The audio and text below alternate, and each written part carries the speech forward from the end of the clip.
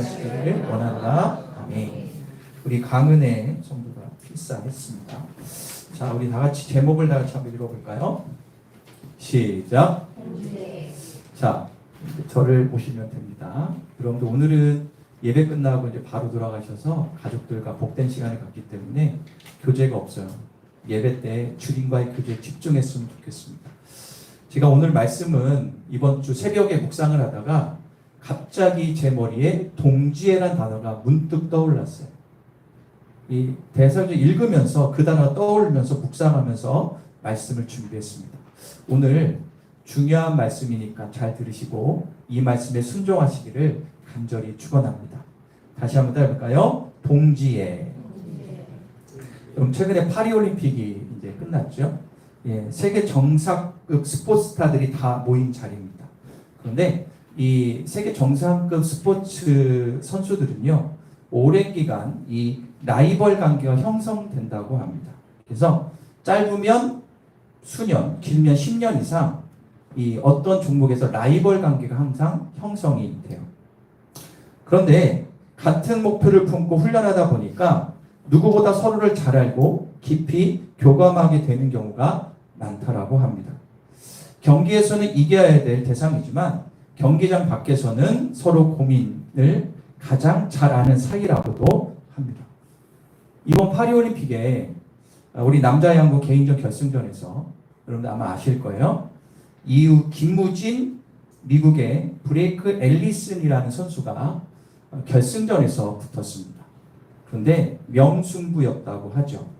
그래서 4.9mm 차이로 마지막 슛오프에서 김무진 선수가 금메달, 앨리슨 선수는 은메달을 차지하게 됩니다. 이 앨리슨이라는 그 미국 선수는 한국 이제 감독에게 코치를 받아가지고 벌써 10여 년 전부터 올림픽을 계속 출전했던 선수인데 유일하게 한국 선수들이 경기하는 대상 중에 한 명이 앨리슨이라는 선수라고 합니다. 그래서 결승전에서도 아주 팽팽했습니다. 그런데 이 앨리슨은 이날 패배 후에 이런 모습을 보였어요. 김우진을 끌어안고 손을 번쩍 들면서 축하해줬어요. 네가 넘버원이다. 넘버원. 진짜 멋있죠? 이게 스포츠식인 것 같습니다. 네가 최고다라고 인정을 해준 거예요. 그리고 나서 이제 인터뷰를 합니다. 근데 앨리슨이 이렇게 얘기했어요. 오늘 내가 꿈꿔온 승부를 펼쳤다. 그리고 김우진도 이렇게 화답합니다.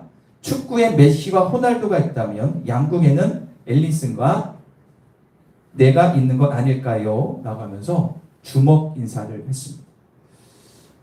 오랜 라이벌 관계 10년이 넘습니다. 경기 후에 승패를 넘어서 서로에 대한 존중하는 모습은 많은 이들에게 잔잔한 감동을 주고 있어요. 그래서 한국 스포츠가 참 여러 가지 비리로 얼룩져 있지 않습니까? 훈훈한 모습입니다. 진정한 동지애가 무엇인지를 보여주는 모습입니다. 한번 더 해볼까요? 동지애. 두 사람이 사귀는 것 같아요. 눈이 아주 찌릿찌릿하죠. 예. 오랜 기간 같이 라이벌인데 그 위에서는 되게 친하다고 하죠. 한번 더 해볼까요? 동지애. 여러분 동지애란 말은 그렇게 잘 안 쓰지만 우리 그리스도인들이 동지애를 잘 알아야 돼요. 어떤 뜻인지 볼까요? 시작. 예. 어떤 목적과 뜻을 같이 하는 사람끼리의 사랑을 의미합니다. 좀 더 풀으면 이런 거예요. 어떤 조직과 단체에 소속되어 있어서 그 단체에서 한 가지 목표를 이루기 위해서 희노애락을 같이 겪으면서 생기는 끈끈한 정이라고 정의할 수 있습니다. 이런 동지에는요, 기업에도 필요하고, 그죠? 스포츠에도 필요하고, 학교에도 필요하고, 군대에도 필요하고, 이런 조직, 이런 결속이 돼서요, 그 꿈과 목적을 이루는데 보이지 않는 추진력이 동지에서 출발하는 것입니다. 동지애로 똘똘 뭉쳐서 그 조직의 꿈을 이루었을 때 기쁨을 말로 표현할 수가 없죠. 우리나라 양궁 선수나 특별히 단체 종목에서 그런 거 볼 때 서로가 부둥켜 안고 조가쓴 것은 동지애 때문에 그런 겁니다. 여러분들 오늘 말씀은요. 데살로니가 교우들에게 바울이 썼던 서신서, 데살로니가 전서죠. 바울이 전도여행을 몇 번 했는데 2차 전도여행 때 이 데살로니가라는 지역에 가서 복음을 전해요. 지금의 그리스 북부에 있는, 지금도 그 이름 그대로 씁니다. 데살로니가. 그런데 복음을 전했는데 많은 사람들이 예수를 믿게 됩니다. 그러나 참 안타까운 것은 그 지역 사람과 디아스포라 유대인들이 방해하고 위협하면서 부딪혀요. 그래서 바울과 그 복음 전하는 일행들이 그 밑에 있는 아테네로 쫓겨나오듯 도망 나오게 됩니다. 여러분들 데살로니가 지역에서 한 달도 복음을 전하지 않다가 쫓겨나오듯 도망 나왔어요. 데살로니가 교인들은 막 생겼습니다. 가정교회입니다. 은혜 충만, 성령 충만하지만 신앙의 기초가 있을까요? 없을까요? 한 달도 안 되는데 어떻게 신앙의 기초가 있겠어요? 말씀으로 이끌 목회자도 없어요. 그러니 바울의 마음에 계속 전도행을 하거든요. 바울의 마음에는 언제나 이 데살로니가 교회와 교인들의 생각이 떠나가지 않죠. 노심초사하는 바울에게 데살로니가 성도들의 얼굴이 계속 생각이 나는 거예요. 괜찮을까? 성도들이 잘 버티고 있을까? 박해가 심한데? 오늘 말씀에 있지 않았지만 뒤에 보면 몇 번이나 너희 그 데살을 가려고 했지만 사단이 막았다라고 성경은 얘기하고 있습니다. 그래서 바울은 얼굴은 보지 못하지만 매일처럼 기도해요. 매일처럼 기도했습니다. 그럼에도 불구하고 데살로니가 교인들에 대한 어떤 마음, 환난을 겪고 있을 그 아픈 마음을 알아서 자기의 영적 아들인 디모데를 보내요. 그래서 네가 좀 알아보고 와라. 그런데 그 당시에는 여러분들 뭐 교통이나 이런 거 불편히 걸어갔기 하기 때문에 한 달 안쪽에 갔다 왔을 거예요. 근데 디모데가 기쁜 소식을 가지고 와요. 자, 오늘 본문 6절 한번 읽겠습니다. 시작.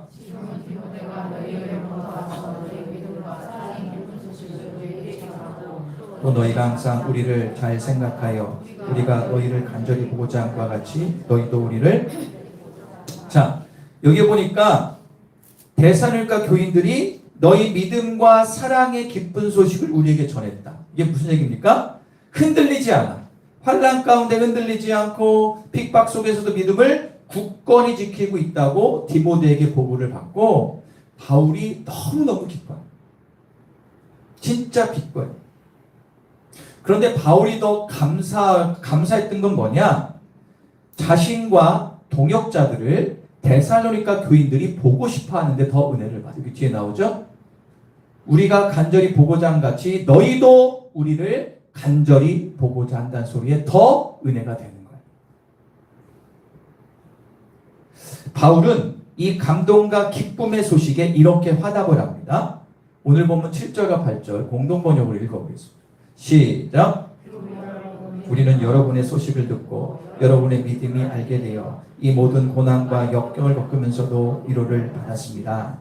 여러분이 주님께 대한 믿음을 굳게 지키고 있으니 우리는 지금 정말 사는 보람이.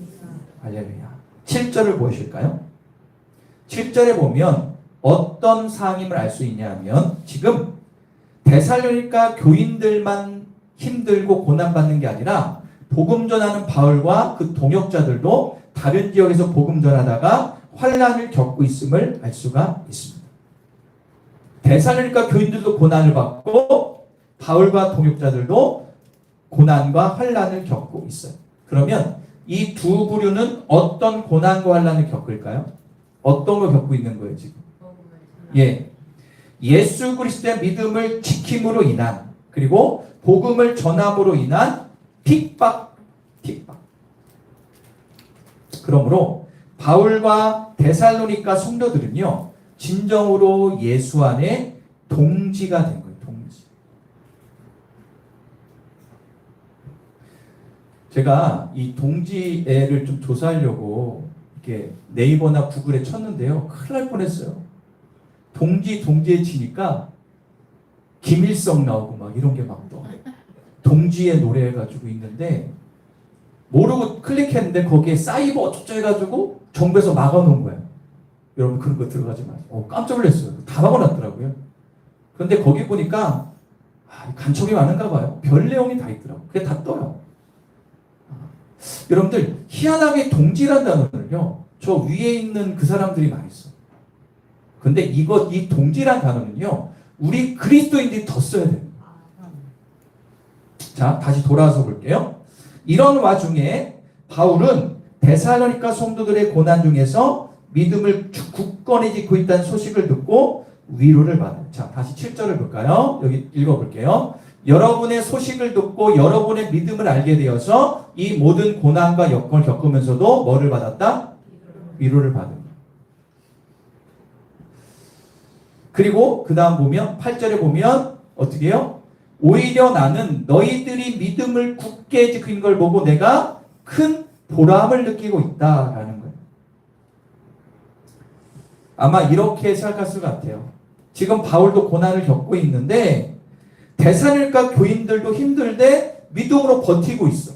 그걸 보고 바울이 야, 나 정신 차리자. 지금 이렇게 새 가족들 이런 데살로니가 교인들 믿음 지키고 버티고 있는데 내가 이러면 안 되지. 정신을 가지고 다시 믿음을 회복하는 바울과 동역자들. 반대로 데살로니가 교인들은 바울이 썼던 데살로니가 전서를 읽고 들으면서 힘을 얻는 거예요. 아니 바울 목사님이 우리 위해서 매일 저녁마다 기도하신대. 디모데 목사님이 우리에게 이런 말을 전해줬잖아. 우리가 힘을 내자. 힘을 들어도 예수님만 바라보자라고 쌍방간에 위로와 도전과 믿음을 지키고 복음 전한 사명을 감당하고 있는 거예요. 할렐루야. 여러분들 예수 그리스도 안에서 한 몸 된 지체로서 오직 예수님만 바라보고 복음 전의 목표를 향해 어떤 고난과 환난 가운데서도 흔들리지 않는 바울과 데살로니가 성도야말로 동지애로 똘똘 뭉친 동역자들이었어요.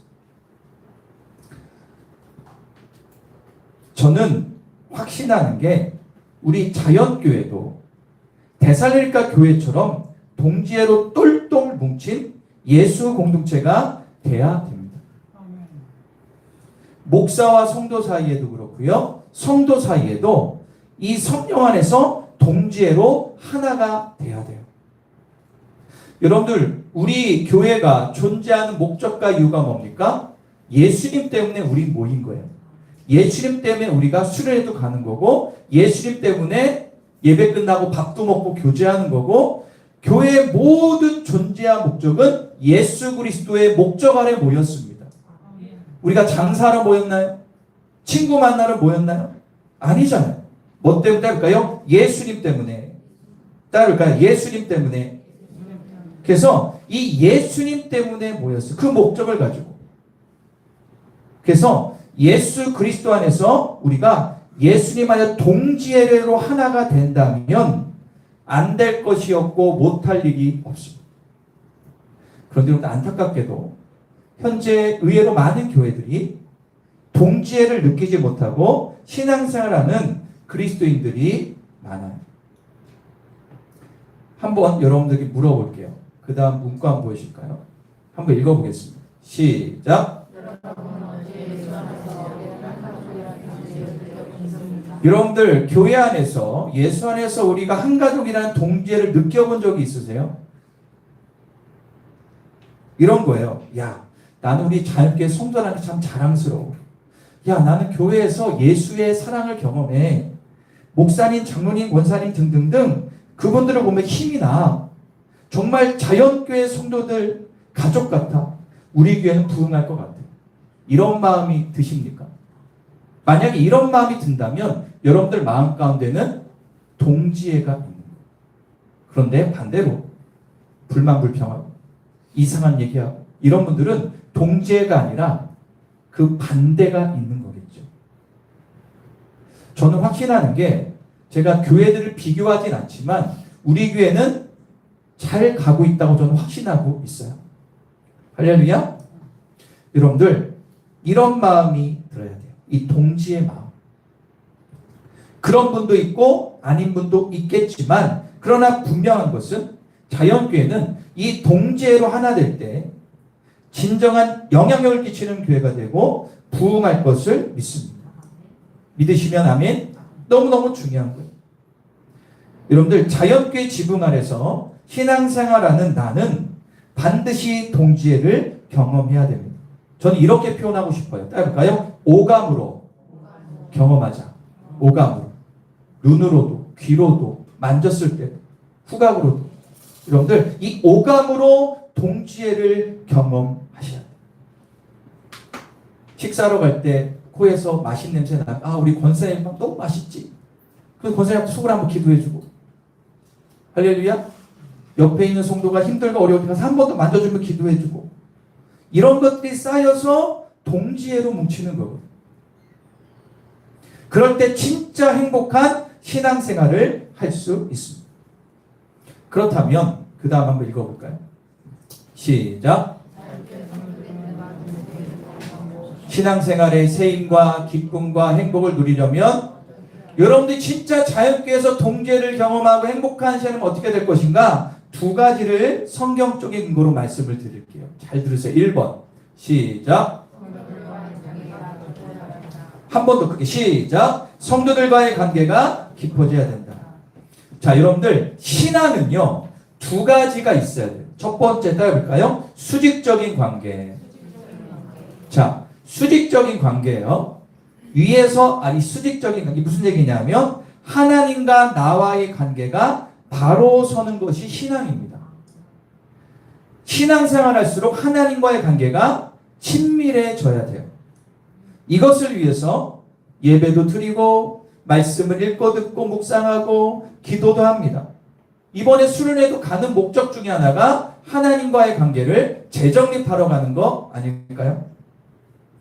그리고 어떤 분은 기독 모임에 참석도 하고 찬양을 듣기도 하고 성경 공부도 하기도 하고 나름대로 하나님 관계를 회복하기 위해서 교회는 개인적으로 노력하는 분들이 많죠.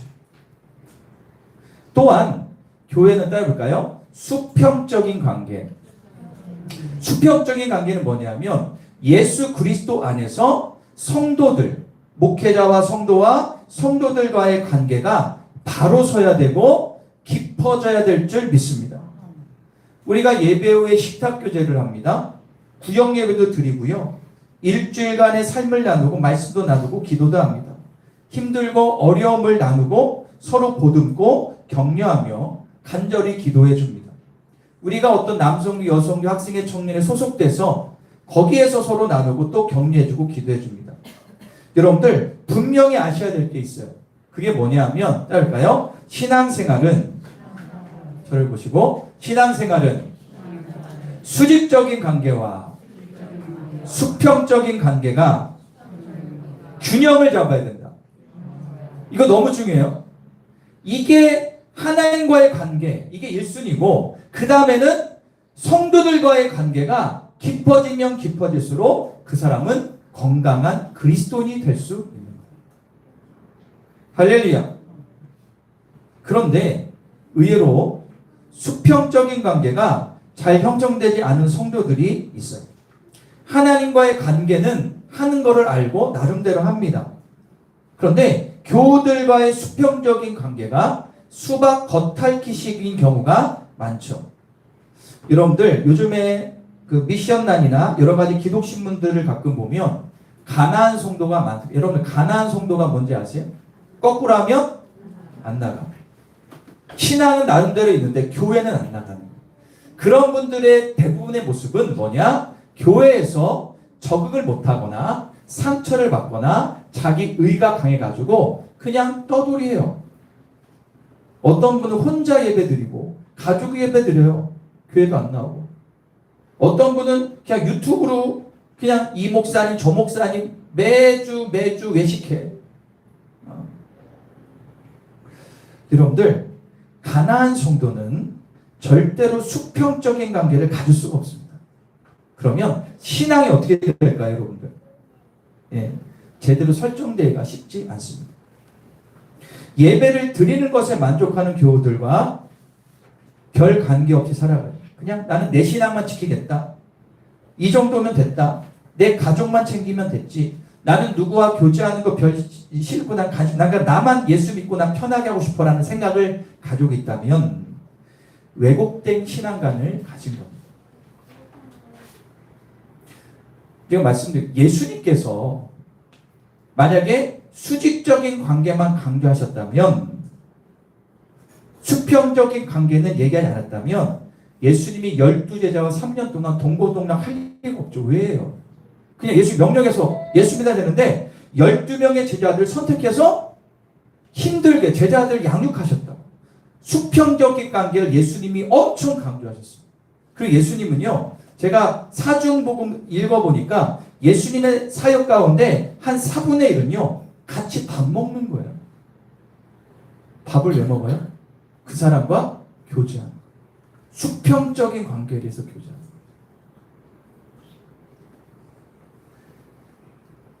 예수님도 하루 사역을 하실 때 시간 날 때마다 기도했지만 그 기도보다 사람과의 수평적인 관계에 더 집중하셨다는 사실을 잊으시면 안 됩니다.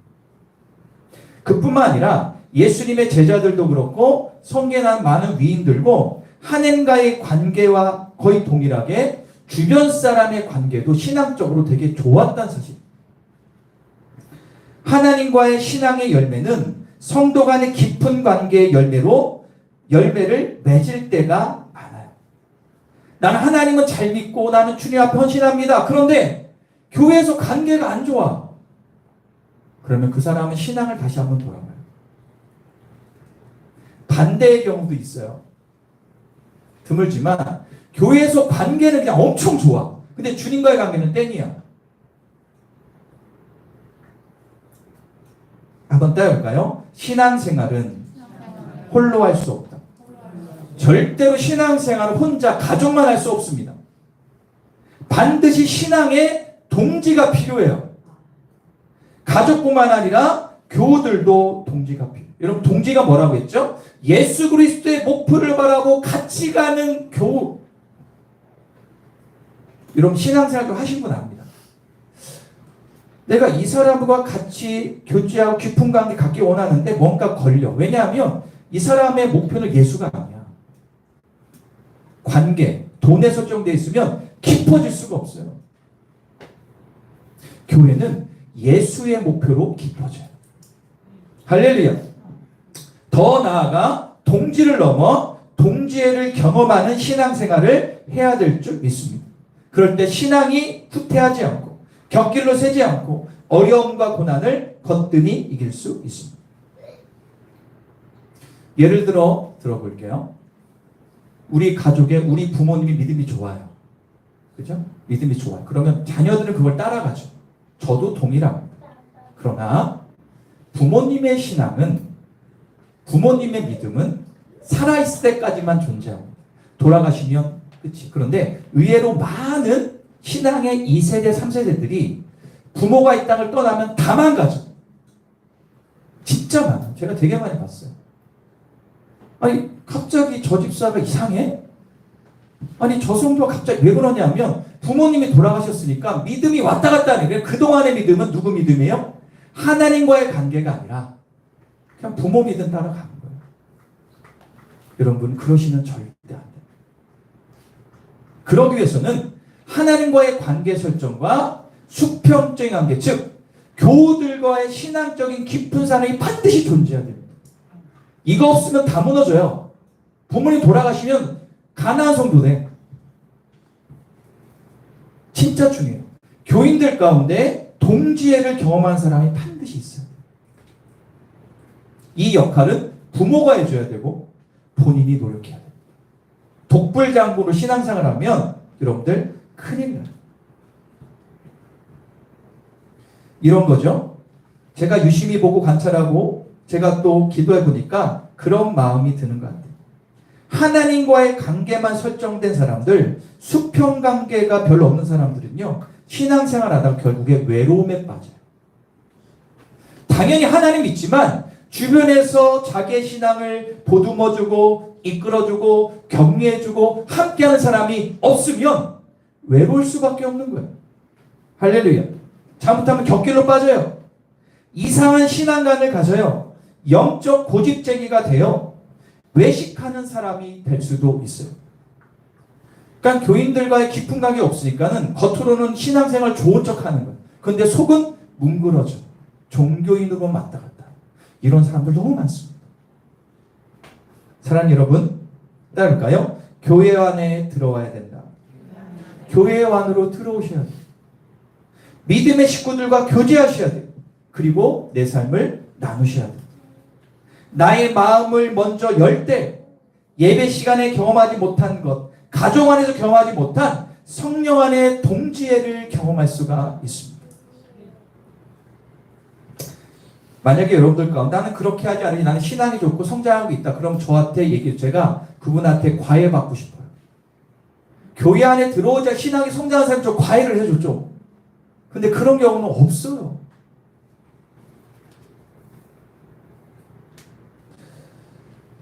서로가 예수님 안에서 공감하고 위로하고 격려하고 힘을 주고 힘을 얻는 동지애. 그럴 때 진정한 행복과 자유함을 누릴 수가 있습니다.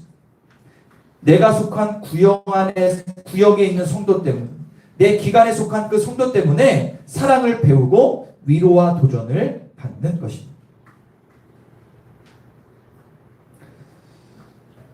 이제부터 중요한 거 말씀드릴게요. 성경이 얘기하는 교회 관련된. 자, 여러분들 성경은요 교회를 따를까요? 교제 공동체, 섬김 공동체, 나눔 공동체. 성경은요 교제, 섬김, 나눔 공동체라고 정의하고 있어요. 그래서 교회의 머리는 누구라고 말씀하죠? 예수님. 목사가 아니에요? 예수님이에요. 그러면 몸의 각 지체는 목사를 비롯해 여러분들 성도들입니다. 그러므로 우리는 한 몸 공동체가 되는 거예요. 자, 고린도전서 12장 25절부터 27절 잘 말씀하고 있어요. 읽겠습니다. 시작.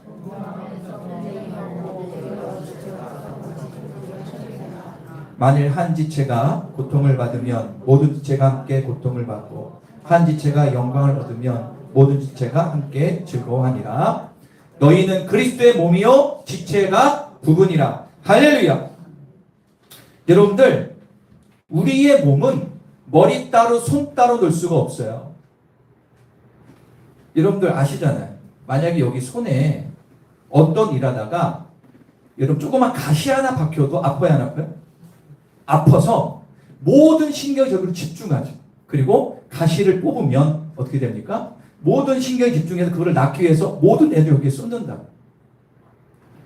내가 가시가 여기 아픈데 머리에서 인식을 못해. 나는 상관없어. 그러면 여기는 썩어요. 나중에 잘라야 돼. 교회가 그렇다는 거야. 따로 국밥이 없어. 교회는 유기적인 공동체입니다. 성령님이 그렇게 교회를 만드셨어요. 너희는 그리스도의 몸이요 각 지체라. 자, 26절 읽어볼까요? 시작. 만일 한 지체가 고통을 받으면 모든 지체가 함께 고통을 받고, 한 지체가 영광을 얻으면 온 체가. 체국현이라는 성도가 아파. 그러면 같이 아파해주고, 여기 체국현 성도가 기쁜 일이 있고 좋은 일이 있고 그러면 같이 축하해주는 거예요. 나는 이 사람 상관없어. 이 사람 잘 되면 배가 아파. 이런 사람도 있다니까 교회에서. 한 해 보시기에 마음이 아픈 거예요. 믿으시면 아멘. 여러분들 성경은 교제임을 강조해요. 연합과 협력도 강조해요. 자, 로마서 8장 28. 이 말씀을 외워야 돼요. 자, 한번 다시 읽어볼게요. 시작. 하나님을 사랑하는 자고 그 뜻대로 부르심을 한번 들을까요? 모든 것이 합력하여 선을 이룬다. 이 말씀으로 꼭 붙잡으세요. 예수님의 뜻대로 부르심을 입은 자연교회 성도는 합력해서 선을 이루는 거예요. 목사 혼자 할 수 없고 장로, 중직들만이 할 수 없고 모든 성도가 선을 이뤄야 될 줄 믿습니다. 시편 133편 1편은 더 이렇게 얘기해요. 한번 읽어볼까요? 시작.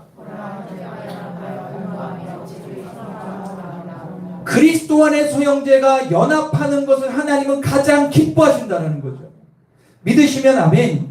그러므로 사랑하는 자연계 가족 여러분, 아니 동지 여러분, 모난 사람일 수 있거든요. 나에게 상처 준 사람일 수 있거든요. 그리고 나는 저 사람을 관계하고 싶지 않은 사람이 있어요.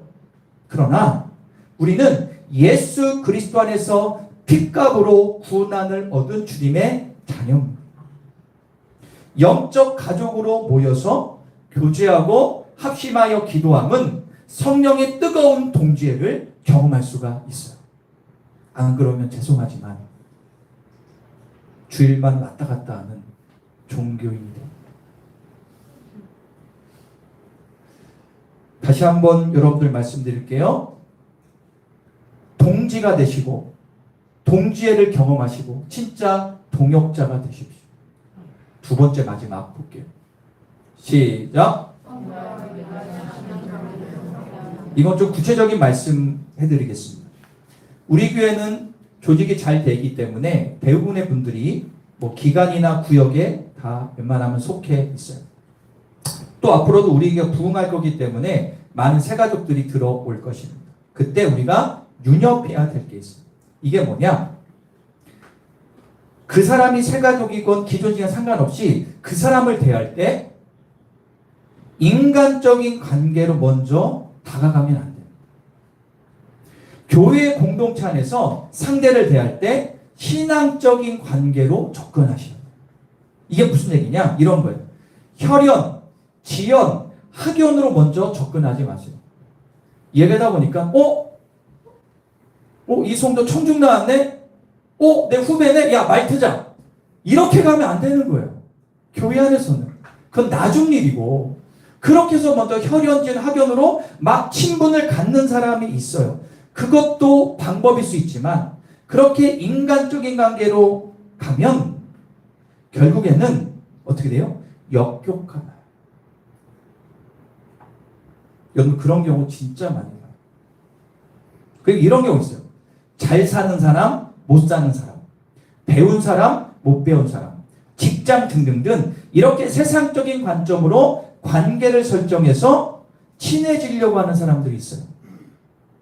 예를 들어 볼게요. 우리 교회 우리 구역이나 우리 기관에 어떤 새 가족이 왔다고 칩시다. 그런데 이 새 가족이 참 힘들고 어려워요. 그럼 여러분들 힘들고 어려워요. 그럼 여러분들 어떻게 해야 되죠? 어떻게 해야 돼요? 먹을 걸 먼저 갖다 줘야 돼요? 기도를 먼저 해야 돼요? 교회는 기도가 우선순위가 돼야 돼요. 기도를 계속해야 돼요. 새 가족이 왔을 때 구역장이나 기관의 임원들이 기도로 계속 해줘야 돼요. 계속. 그리고 나서 나중에 좀 성기도나 선물을 주는 거지. 어떤 사람 먼저 막 선물 공세를 맡게. 그거는 그 사람의 영혼을 망치는 거예요. 왜요? 그 사람이 기도의 능력을 경험하게 못 해주는 거예요. 하나님이 주시는 거예요. 아, 그렇구나. 신앙생활은 하나님께 구해서 얻는구나를 경험하게 해줘야 되는 거예요. 내가 아무리 넉넉하고 물질의 여유가 있어도 그 성도를 위해서는 처음부터 막 대주면 안 돼요. 하나님을 붙잡게 하는 거예요. 이런 경우가 교회에서 너무 많아요. 그래서 어떻게 됩니까? 교회가 갈라져요. 네 편, 내 편. 나는 이 권사편, 나는 이 장로. 이게 왜 되냐면 처음부터 그 권사님이나 장로님이 인간적으로 다가갔어요. 우리 교회는 이런 경우가 없기를 간절히 축원합니다. 할렐루야. 세상적인 인간관계의 동지애 이런 것들이 교회에서 작동하면 안 돼요. 제가 한 가지 더 말씀드릴게요. 제가 예전에 한 번 더 제가 부교육자로 있던 남대전 교회가 있어요. 근데 이 교회에서 그때 송대용 살아계셨을 때 저는 그때 부교육자니까 이렇게 장년을 맡았는데 어떤 그 남자 집사 안수 집사님 가정에 너무 분위기가 좋은 거예요. 야, 이분 참 믿음 좋다라고 했는데 뭔가 얘기할 때 목사님에 대한 얘기를 이렇게 좋게 안 하는 거예요. 그래서 뭐지 하고 물어봤더니 그런 게 있는 거예요. 이 안수 집사님은요, 독수리 오형제가 있어요. 어렸을 때 학생부터 같이 큰 친구들이 있어서 되게 친해요. 아내들도 친해요. 그런데 문제는 독수리 오형제를 같은 구역으로 묶어달래. 떨어지면 부목사한테 항의해. 왜 그러냐? 우리는 똘똘 뭉친다는 거예요. 그런데 목사님 그걸 갈라놨어요. 난리가 났습니다. 그리고 두 가정 나갔어요.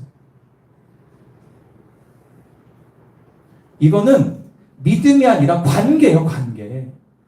그거는 교회 모임이 아니죠. 그렇게 얘기했을 때 순종했어야지.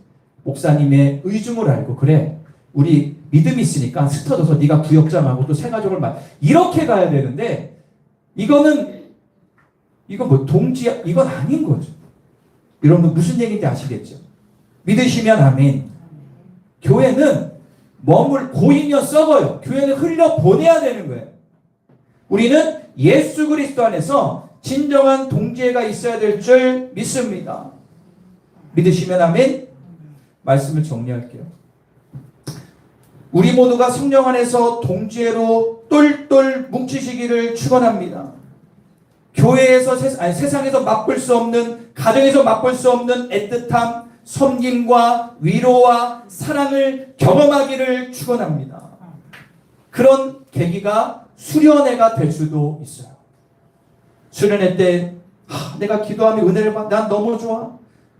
나를 위해서 이렇게 기도해주는, 관심 갖는 우리 목사님, 장로님, 우리 구역장 누가 있고 너무너무 기뻐. 나는 자연교회 성도라는 게 너무 자랑스러워. 이렇게 고백이 나와야 될 줄 믿습니다. 동지애로 똘똘 뭉친 자유교회는 동역자가 되는 거예요. 여러분들, 동역자가 뭡니까? 예수 그리스도의 뜻을 따라 주님의 삶을 받은 자가 복음을 전하는 자가 되는 거예요. 예수 그리스도 복음 전의 목표를 가지고 동지애로 똘똘 뭉쳐서 주님이 원하는 꿈, 부흥을 이루고 가족 회복을 이루는 이런 기쁨을 누리는 우리 온 성도 되기를 간절히 축원합니다. 할렐루야. 다시 로마서 8장 28절 읽고 기도하겠습니다. 이 말씀이 오늘 핵심 말씀. 시작. 그 뜻대로 부르심을 입은 자들에게는 내가 조금 귀찮고 내 신앙을 변화하기 싫고 관계하기 싫어도 들어오는 게 믿음이에요. 그게 사는 길입니다. 할렐루야. 합력하여 선을 이루기를 간절히 축원합니다. 그 출발이 바로 이번 수련회 되기를 간절히 축원합니다. 기도하겠습니다. 반주해 주시고요. 우리 두 손 모아 기도합시다.